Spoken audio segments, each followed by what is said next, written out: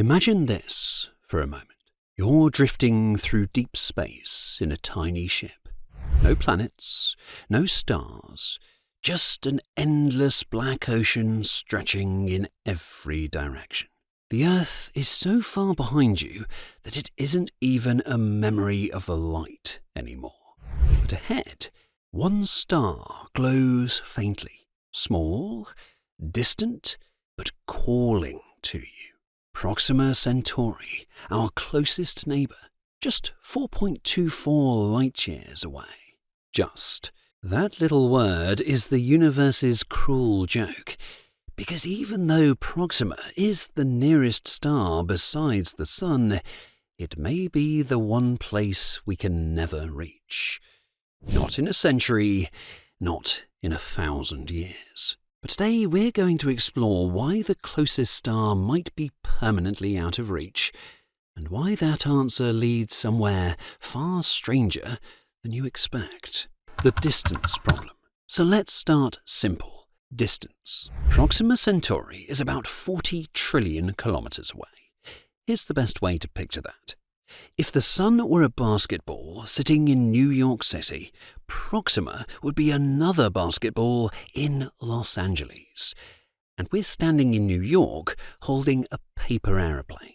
That is how far away the closest star is. If you could drive a car toward Proxima at highway speed, 100 kilometers per hour, it would take you 45 million years to arrive. The dinosaurs went extinct 66 million years ago. You'd need almost that long just to reach our closest neighbour. Even light, the fastest thing in the universe, needs more than 4 years to get there. We move like insects, trapped in tar by comparison. Our fastest ships are basically motionless.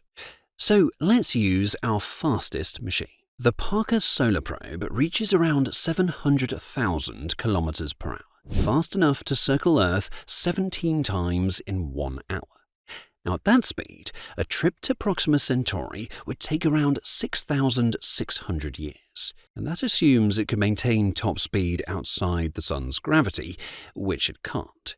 In reality, the trip would take closer to 20,000 years.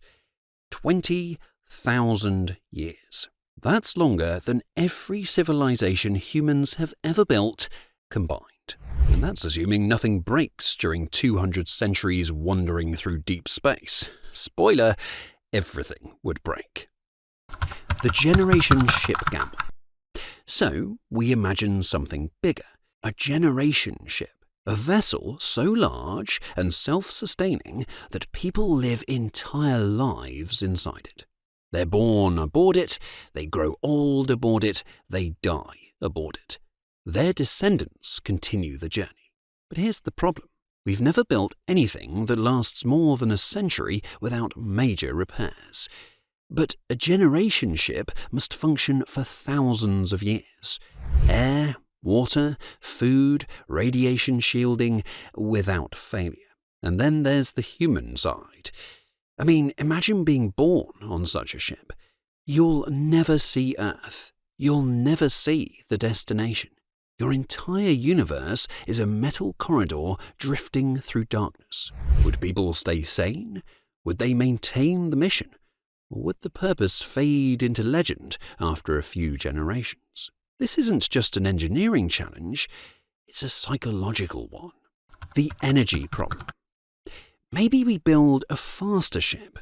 Fusion, antimatter, something revolutionary. There's still a massive problem. Energy. To accelerate a ship even to 10% the speed of light, we'd need an unimaginable amount of fuel. And that's just to speed up. Slowing down at the other end doubles the requirement. But speed comes with danger. At 10% light speed, a grain of sand hits with the force of an explosive. A pebble becomes a bomb. Even the thin fog of hydrogen atoms in interstellar space slams into the hole as deadly radiation. You'd need shielding meters thick. More shielding means more weight. More weight means more fuel. More fuel means a bigger ship, which needs even more shielding and more fuel.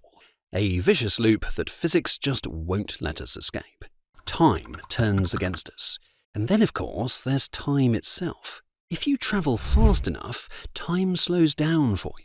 A real effect, tested and confirmed. At extremely high speeds, the trip to Proxima might feel like only a few years for the crew, but back on Earth, entire generations would pass. The astronauts would return to a world decades or even centuries older. You wouldn't just travel through space, you'd travel through time, and you'd never get the years back. Proxima Centauri is dangerous. But let's assume humanity builds the ship, survives the journey, arrives after unimaginable effort. There's one more twist. Proxima Centauri is hostile. It's a small, unstable red dwarf that erupts with massive stellar flares, violent enough to sterilize planets. The most interesting world there, Proxima b, is probably tidally locked. One side scorched forever, the other frozen in darkness. The small strip between the two would be racked by hurricane-force winds. We could spend millennia travelling only to reach a star that kills our equipment, or our explorers, the moment they arrive. The dreams we chase anyway. Despite all of this, humanity keeps trying. Breakthrough Starshot wants to fire thousands of lasers at tiny spacecraft with light sails, pushing them to 20% the speed of light. They could reach Proxima in 20 years, but they wouldn't be able to slow down. Fusion ramjets, ships that scoop hydrogen from space to power themselves forever. Beautiful idea, except space is emptier than we hoped. Warp drives and wormholes. Physicists study them seriously. Now, in theory, they could bend space-time itself. In practice, we'd need energies beyond anything our civilization can produce. But despite how impossible all of this sounds, we're still trying. Because that's what humans do. The dark possibility. And here's where things turn darker. Maybe the universe has natural barriers. Not walls, but distances so enormous and physics so unforgiving that no civilization, no matter how advanced, can ever cross them. This may explain the Fermi paradox. Maybe the galaxy is full of life. Billions of civilizations, all trapped on their own cosmic islands, staring at stars they will never touch. A universe full of voices, but no way to hear one another.